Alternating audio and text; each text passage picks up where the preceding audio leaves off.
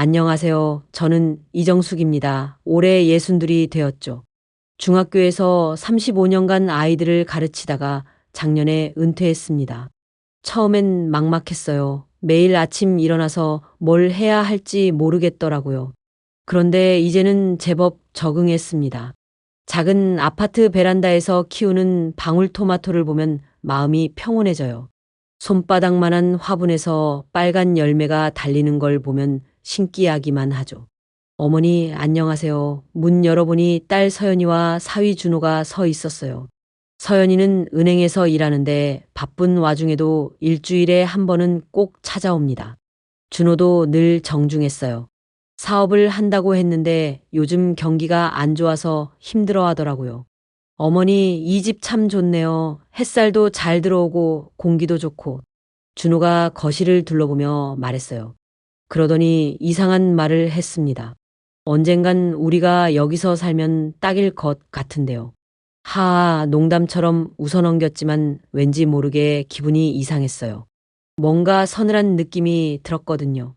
하지만 곧 잊어버렸습니다. 사위가 설마 그런 속셈이 있겠어요. 그때는 몰랐어요. 그 말이 얼마나 무서운 복선이 될지는요. 며칠 후 준호가 혼자 찾아왔어요. 평소와 달리 표정이 어두워 보였습니다.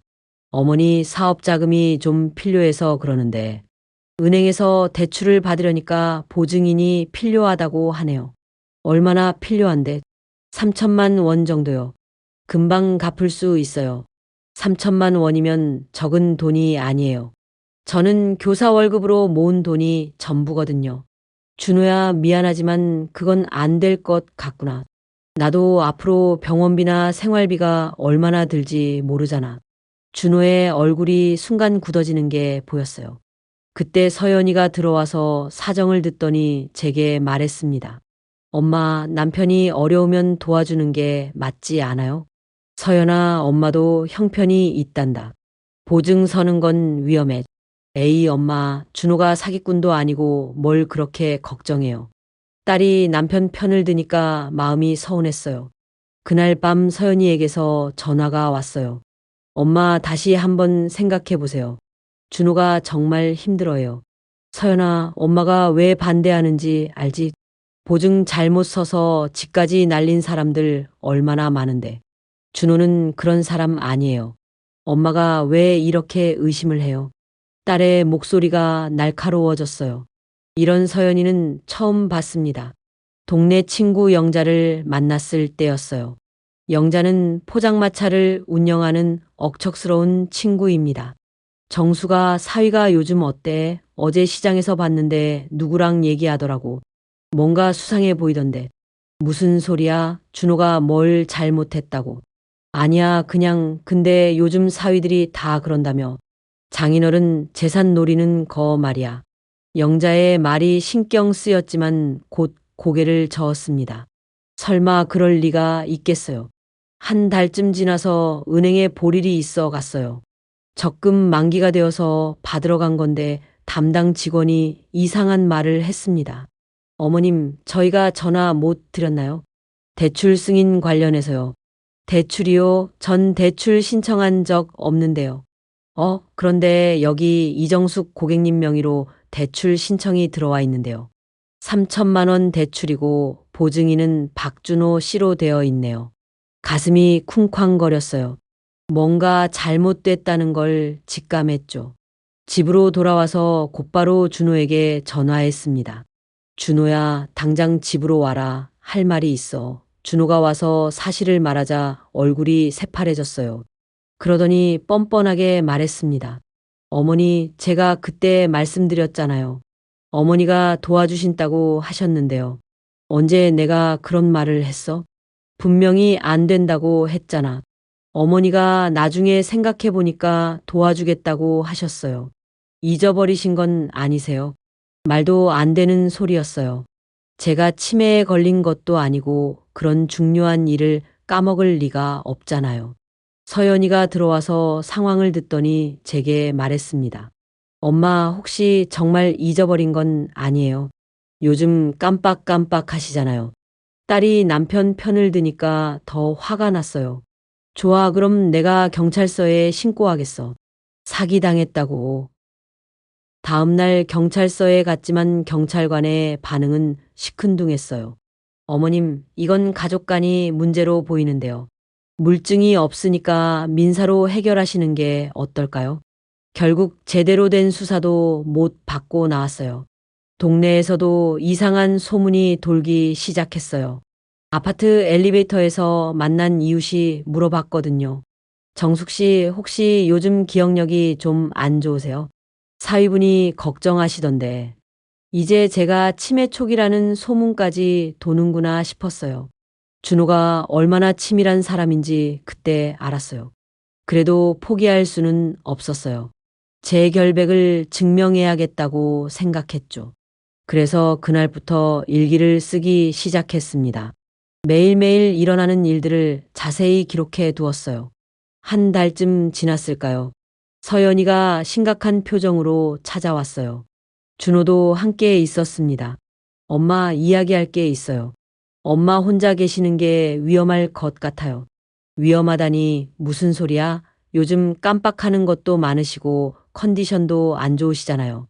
그래서 어쩌자는 거야? 서연이가 조심스럽게 말했어요. 요양원을 알아봤어요. 시설도 좋고 간병 서비스도 잘 되어 있대요. 요양원이라고요? 제가 왜 요양원에 가야 하는 거예요? 서연아, 정말 미쳤구나. 엄마가 왜 요양원에 가야 해? 엄마 혼자 계시면서 사고라도 나면 어떡해요? 안 가, 절대 안 가. 나는 내 집에서 살 거야. 며칠 후 영자가 급하게 찾아왔어요. 정수가 큰일 났어. 내 사위 일 말이야. 어제 포장마차에서 또 봤거든. 또 뭘 봤는데 어떤 남자랑 만나서 돈 봉투를 주고받더라고. 그것도 몰래몰래 가슴이 철렁했어요. 뇌물이라도 주고받은 건가 싶었거든요. 영자의 말을 듣고 나서 잠을 잘 수가 없었어요. 뭔가 큰 음모가 있다는 확신이 들었거든요. 그래서 다음날 바로 영자를 찾아갔습니다.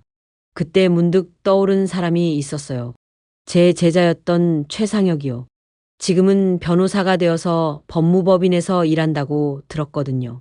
상혁이의 연락처를 겨우 찾아서 전화를 걸었어요. 선생님, 직접 만나서 이야기하죠. 내일 제 사무실로 오실 수 있으세요? 다음날 법무법인에 갔어요. 상혁이는 옛날보다 훨씬 의젓해지어 있었습니다. 일기장을 보여드렸어요. 상혁이가 꼼꼼히 읽어보더니 고개를 끄덕였습니다. 이거 정말 중요한 증거예요. 선생님이 정신적으로 멀쩡하다는 걸 보여주는 거죠.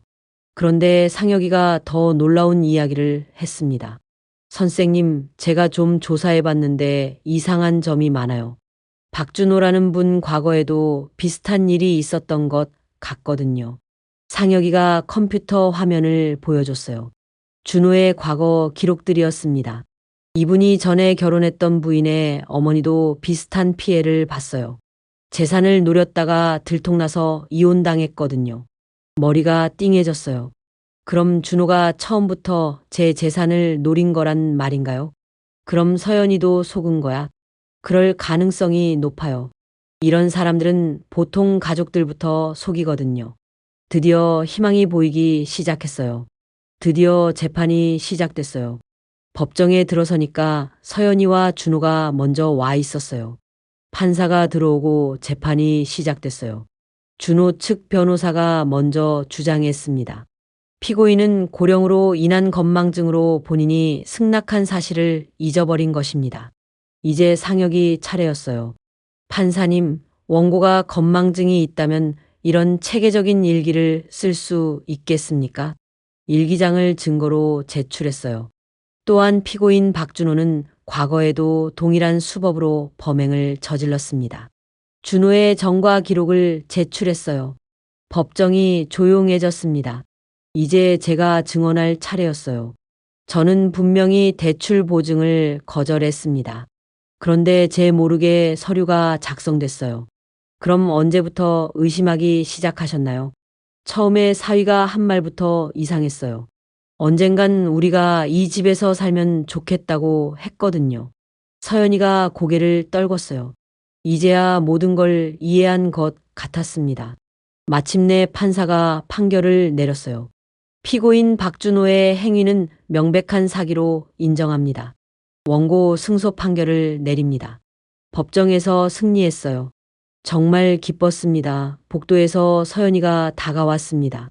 엄마 정말 미안해요. 딸의 눈에 눈물이 고여 있었어요.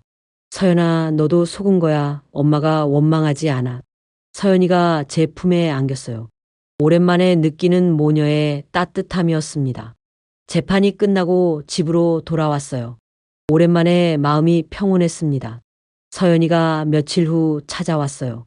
이혼 서류를 들고 왔더라고요. 엄마, 준호와 이혼하기로 했어요.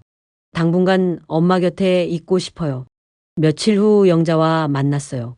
시장 안 작은 술집에서 소주 한 잔 기울이며 그동안의 일들을 정리해 봤습니다. 정수가 정말 수고했어. 혼자 다 이겨냈네. 무슨 소리야. 네가 도와주지 않았으면 어떻게 됐겠어. 집에 돌아와서 베란다에 나섰어요. 방울토마토가 빨갛게 익어 있었습니다. 그동안 힘든 일이 많았는데도 꿋꿋하게 자라준 고마운 아이들이에요. 일기장을 펼쳐서 마지막 페이지에 썼습니다. 오늘로 이 일기를 마친다. 그동안 정말 힘들었지만 포기하지 않길 잘했다. 진실은 언젠가 밝혀지는 법이다. 이제 서연이와도 화해했고 내 결백도 증명됐다. 62살에 새로운 인생을 시작한다고 하면 늦은 걸까? 아니다. 아직 늦지 않았다. 인생은 마지막까지 어떻게 될지 모르는 거구나 싶었어요. 이 일을 통해서 깨달은 게 있어요. 나이가 들어도 싸울 건 싸워야 한다는 거예요. 그리고 진짜 친구와 가족의 소중함도 알게 됐고요. 지금 이 순간 베란다에서 방울토마토에 물을 주며 생각해요. 내 인생이 아직 끝난 게 아니구나. 62살에 새로운 이야기를 시작하는 거구나. 나는 내 이야기를 다시 쓰기로 했다. 62살부터 시작하는 진짜 내 인생을